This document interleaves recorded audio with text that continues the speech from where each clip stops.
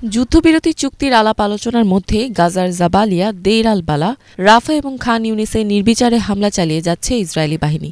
Israeli বাহিনীর হামলায় গাজা শহরের একটি স্কুলে ১২ জন এবং দেইর আল বালাতে ৯ জন সহ গাজা জুড়ে কমপক্ষে ৫২ ফিলিস্তিনি প্রাণ হারিয়েছেন।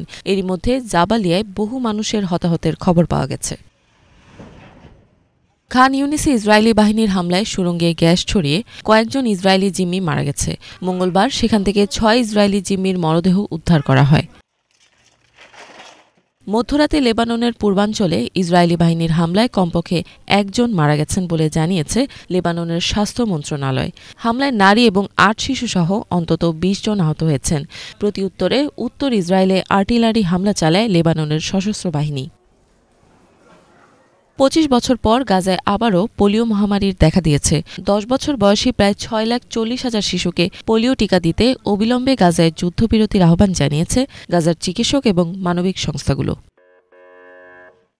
গাজায় ইসরায়েলি বাহিনীর হামলায় এখন পর্যন্ত অন্তত ৪০,১৭৩ জন মারা গেছেন। আহত হয়েছেন ৯২,৮৫৭ জন। গাজায় ইসরায়েলি বাহিনীর নৃশংস হামলা বন্ধের দাবিতে বিশ্বের বিভিন্ন জায়গায় প্রতিবাদী আন্দোলন চলছে। এর মধ্যে সোমবার শিকাগোতে ফিলিস্তিনপন্থীদের আন্দোলন থেকে ১৩ জনকে গ্রেপ্তার করেছে পুলিশ।